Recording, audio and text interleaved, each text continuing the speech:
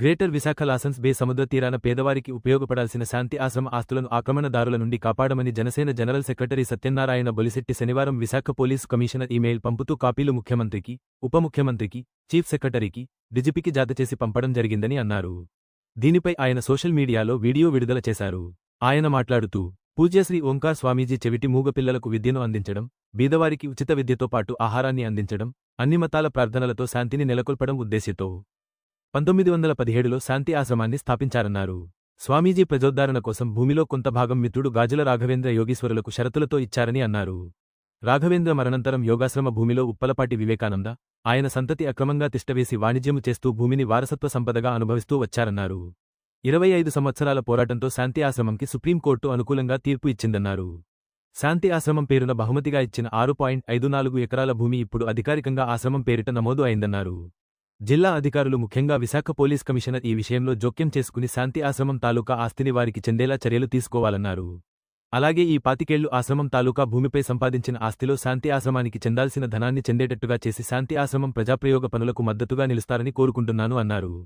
పవన్ కళ్యాణ్ ప్రత్యేక దృష్టి పెట్టాలని శాంతి ఆశ్రమం మాతాజీ ప్రత్యేకంగా కోరడం జరిగిందని తెలియజేశారు. నమస్తే అండి. మా శాంతి ఆశ్రమం పద్ధతులు అయితే హరి ఓం అంటారు. ఈరోజు చాలా ఇంపార్టెంట్ ఆస్పెక్ట్ తీసుకొని నేను కమిషనర్ గారికి, పోలీస్ కమిషనర్ గారికి ఉత్తరం రాయడం జరిగింది. అలాగే కాపీ చీఫ్ మినిస్టర్ గారికి, డిప్యూటీ చీఫ్ మినిస్టర్ గారికి, చీఫ్ సెక్రటరీ గారికి, అలాగే డీజీపీ గారికి కూడా పంపించడం జరిగింది. మీడియాకు కూడా కొన్ని ప్రతులు పంపడం జరిగింది.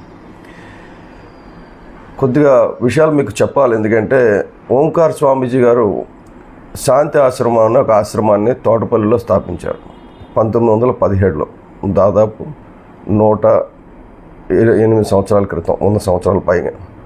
సో అప్పుడు ఎందుకు స్థాపించారంటే అక్కడ దానికి ఒక బ్రాంచ్ లాసన్స్ బే సముద్ర తీరాన్ని కూడా ఒక బ్రాంచ్ పెట్టారు. ఇది ముఖ్య ఉద్దేశం ఏంటంటే చెవిటి మూగ పిల్లలకి విద్యను అందించడం, అలాగే పేదవాళ్ళకి విద్యతో పాటు మధ్యాహ్న భోజన పథకం కాదు, రాత్రి భోజన పథకం వసతి కూడా కల్పించడం, అన్ని మతాల వాళ్ళు కలిసి శాంతియుతంగా ప్రార్థన చేసుకోవడం, ఈ 3 ప్రధాన ధ్యేయాలుగా శాంతి ఆశ్రమం స్టార్ట్ చేశారు. అది అతను స్వామీజీ బతుకున్నంతకాలం చక్కగా జరిగింది. ఆ తర్వాత ఇప్పుడు మాతాజీ ఆశ్రమాన్ని రన్ చేస్తున్నారు. ఆవిడ తోటపల్లిలో ఉంటారు, అప్పుడప్పుడు విశాఖపట్నం వస్తూ ఉంటారు. ఈ ఆశ్రమానికి నాకు, ఎందుకంటే మా తండ్రి గారు ఈ ఆశ్రమం నేను పుట్టినప్పటి నుంచి వెళ్తున్నాను. దాదాపు 66 సంవత్సరాలు, అంటే ఒక 60 సంవత్సరాలుగా నాకు ఈ ఆశ్రమంతో అనుబంధం ఉంది. మా తండ్రి గారికి ఇప్పుడు ఏ రకమైన కార్యక్రమం చేయాలన్నా ఆశ్రమానికి వెళ్ళడం, అక్కడ కాసేపు కూర్చోవడం అలవాటు. ఆయనకి పరిచయం కూడా ఉంది. అయితే ఓంకార్ స్వామి గారు ఏం చేశారంటే తన మిత్రుడైన ఆయన పేరు రాఘవేంద్ర యోగి స్వామి, రాఘవేంద్ర యోగి అన్న అతనికి యోగాశ్రమం నడుపుకొని శాంతి ఆశ్రమం పక్కనే యోగ విద్యతో పాటు నరాలకు సంబంధించిన చికిత్సలు, థెరపీలు చేయడానికని చెప్పి అక్కడ ఒక 6.54 ఎకరాల స్థలాన్ని 1949లో ఒక గిఫ్ట్ డీడ్ ఇచ్చారు. ఆ గిఫ్ట్ డీడ్లో ఏం పెట్టారంటే కండిషను, అక్కడ కానీ యోగాకు సంబంధించిన కార్యక్రమాలు జరగకుండా ఇంకేదైనా జరిగితే ఆ స్థలం మళ్ళీ తిరిగి ఆశ్రమానికి చెందుతుంది అన్న కండిషన్తో ఆ స్థలాన్ని ఆయనకి యోగాశ్రమం నడపడానికి ఇవ్వడం జరిగింది. గాజుల రాఘవేంద్ర స్వామీజీ 12/12/1991 పరమపదించారు, చనిపోయారు. ఆయన బ్రతికుండగా ఆయన ఆశ్రమంలో ఎక్కువగా ఆయనకి చేదోడు వాదోడుగా ఉన్నట్టుగా ఆయన యాక్చువల్గా ట్రీట్మెంట్ గురించి వచ్చారు. ఉప్పలపాటి వివేకానంద అని అతను భార్యతో సహా ట్రీట్మెంట్ గురించి వచ్చి ఆ తర్వాత అక్కడే నివాసం కూడా అక్కడే ఉంటూ అది ఆశ్రమం తనదన్నట్టుగా ఎక్కువ చలామణి అయ్యేవాళ్ళు. ఆయన is known as Yogashramam Babji. ఇక్కడ చాలామందికి బాబ్జీ, యోగాశ్రమం బాబ్జీ అంటే తెలుస్తుంది. అతని అసలు పేరు ఉప్పలపాటి వివేకానంద. అతని భార్య అక్కడ పిల్లలు అందరూ కలిసి అక్కడ రకరకాల వ్యాపారాలు చేయడం మొదలెడితే వాళ్ళు 1991లో స్వామీజీ గారు చనిపోయిన తర్వాత రాఘవేంద్ర స్వామి గారు చనిపోయిన తర్వాత ఒక 4-5 సంవత్సరాలు చాలా రిక్వెస్ట్ చేశారు ఆశ్రమం, ఇక్కడ మీరు బస్సులు పార్క్ చేసుకోవడానికో లేకపోతే ఈ పెట్రోల్ పంప్ నడుపుకోవడానికో ఇంకా కమర్షియల్ యాక్టివిటీస్ కాదు, కాబట్టి ఈ ఆశ్రమం స్థలం ఆయనకి ఇచ్చేసేయండి, అతను లేరు కాబట్టి అని. ఈ లోపల ఈయన ఏం చేశారంటే నేను వారసుడిని ఆయన కొన్నాళ్ళు డిక్లేర్ చేశారు. అంటే రాఘవేంద్ర స్వామి గారికి నేను దత్తత తీసుకున్నారు, నన్ను నా ఇంటి పేరు కూడా మార్చుకున్నానని. అది సుప్రీంకోర్టు కూడా జడ్జిమెంట్స్ ఇచ్చినాయి ఇదివరకు. ఎందుకంటే ఈ స్వామీజీలు పెంచుకోకూడదు ఆ దత్తత తీసుకోవడానికి, ఎందుకంటే చాలా ఆశ్రమాలు కబ్జాలు చేయడానికి ఆ ద్వారా వాడుతున్నారని, చేయకూడదని చెప్పారు. తర్వాత ఏం చేశారంటే ఆయన ఖాళీ చేయకపోతే ఆఖరికి గతి లేని పరిస్థితుల్లో శాంతి ఆశ్రమం 1/4/1996 విశాఖపట్నం మున్సిఫ్ కోర్టులో కేసు వేశారు. ఎందుకంటే వీళ్ళకి అధర్మం అంటే ఇష్టం ఉండదు. 4 మనుషులు పెట్టి వాళ్ళని పైకి తగిలేద్దామంటే అది కరెక్ట్ కాదు, ఎందుకంటే మనం పెట్టిందే శాంతి ఆశ్రమం కదా అని. సో శాంతియుతంగా వాళ్ళు 25 సంవత్సరాలు యుద్ధం చేయాల్సి వచ్చింది. మున్సిఫ్ కోర్టు నుంచి జిల్లా కోర్టు నుంచి హైకోర్టు నుంచి సుప్రీంకోర్టు. ఫైనల్గా సుప్రీంకోర్టు ఏం చేసిందంటే స్పెషల్ పిటిషన్ 27/4/2023 మీద ఒక జడ్జిమెంట్ ఇచ్చింది. నవంబర్ 30, 2024కి 6.54 ఎకరాల భూమిని తిరిగి శాంతి ఆశ్రమంగా అప్పచెప్పాలి, పీస్ఫుల్ పొజిషన్ అప్పచెప్పాలని చెప్పి కరాఖండ్ ఆర్డర్ ఇవ్వడం జరిగింది. ఇచ్చిన తర్వాత ఆర్డర్ ఇంప్లిమెంట్ చేయడానికి వస్తే ఇక్కడ ఏం చేశారంటే పీస్ఫుల్ పొజిషన్ ఇచ్చేశారు, అని పేపర్ ఇచ్చేశారు.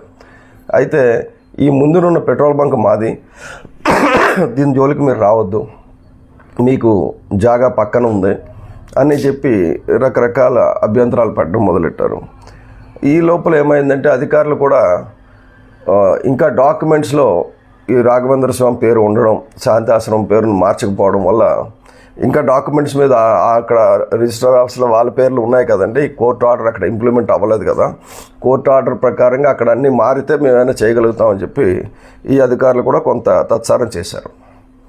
అయితే ఎట్టకాలకు 5/6/2025 అంటే ఈ నెల 5వ తారీఖుని తహసీల్దార్ గారు చాలా క్లియర్గా మ్యాప్ వేసి ఇస్తూ, ఈ మ్యాప్తో పాటు ఆయన గతంలో యోగాశ్రమం రాఘవేంద్ర స్వామి పేరు తీసి శాంతాశ్రమం పేరుని క్లియర్గా రాసి పెట్టడం జరిగింది. ఈ రెండు నేను మళ్ళీ మీకు ఇందులో ఈ వీడియోకి జతపరుస్తున్నాను అవి. కాబట్టి ఇది వచ్చిన తర్వాత ఇంకా శాంతాశ్రమంకి సంబంధించి ఆ పెట్రోల్ బంక్తో సహా మొత్తం ఏరియా అంతా కూడా తిరిగి అప్పచెప్పాలి. ఈ లోపల వాళ్ళు మళ్ళీ ఏం చేస్తున్నారంటే ఇది మేము వేరే దేవాలయ దగ్గర నుంచి కొనుక్కున్నాం, ఇది ఒకటి కాదు, అలాగైతే చెప్పడం మొదలుపెట్టారు. ఇంతకీ వాళ్ళకి అర్థం కాని విషయం ఏంటంటే ఆ ఏరియాలో పట్టాభూమి రిజిస్టర్ అయ్యి ఉన్నది ఈయన పేరున యోగేంద్ర స్వామి పేరుని రిజిస్టర్ అయ్యి యోగి రాఘవేంద్ర స్వామి పేరుని రిజిస్టర్ అయ్యి ఉన్నది 6.54 ఎకరాలే. కోర్టు ఇవ్వమన్నది మొత్తం 6.54 ఎకరాలు మొత్తం మనకి ఇవ్వమని చెప్పింది. రాఘవేంద్ర స్వామి గారి దగ్గర లేని ఆస్తి ఈయన ఎక్కడి నుంచి కొంటాడు, ఎక్కడి నుంచి పెట్రోల్ పంప్ పెడతారు? సో కాబట్టి ఇలాగ లిటిగేషన్స్ పెట్టుకొని రాజకీయ నాయకుల అండతోటి ముందుకెళ్తున్నారు. సో ఇప్పుడు బాబ్జీ గారు లేనప్పటికీ ఆ కుటుంబ సభ్యులకు నేను రిక్వెస్ట్ చేసేది ఏంటంటే మీరు అక్కడ ఏ రకమైన ఆటంకాలు కలగనివ్వకండి శాంతి ఆశ్రమానికి, లేదంటే మీరు అనవసరంగా ఇబ్బందులు పడాల్సి వస్తుంది. నెక్స్ట్ ఇప్పటి వరకు ఆశ్రమాన్ని 25 ఏళ్ళు వాడుకున్నందుకు ఈ 25 ఏళ్ళు మీరు అనుభవించిన దాంట్లో ఆశ్రమానికి రావాల్సిన వాటా తప్పకుండా ఆశ్రమానికి ఇవ్వాల్సి వస్తుంది. దాని గురించి మేము త్వరలో ఒక కార్యక్రమాన్ని చేపట్టబోతున్నాం. ఈ విషయాన్ని కాపీ ద్వారా నేను పవన్ కళ్యాణ్ గారి దృష్టికి కూడా తీసుకెళ్లాను. ఇదివరకు కూడా తోటపల్లి ఆశ్రమంలో మాతాజీ చాలా క్లియర్గా చెప్పారు, రిక్వెస్ట్ చేశారు, పవన్ కళ్యాణ్ గారికి నా మాటగా చెప్పండి, ఈ ఆశ్రమంకి ఆయన అండదండలు కావాలి, ఆయన తాలూకా తోడ్పాటు కావాలి, ఎందుకంటే ఆయన సనాతన ధర్మం అంటుంటారు కదా, మేము అదే దారిలో ఉన్నాం, కొద్దిగా చూడండి అని చెప్పారు. తప్పకుండా అమ్మ మీకు కూడా నేను తెలియజేస్తున్నాను, ఈ ఆశ్రమం తాలూకా ఆస్తి అంతా కూడా కాపాడమే కాకుండా భవిష్యత్తులో ఎవరు కబ్జా చేయకుండా ఉండేటట్టుగా అన్ని ఏర్పాట్లు చేయడానికి సాయశక్తిలో కృషి చేస్తాం. Thank you.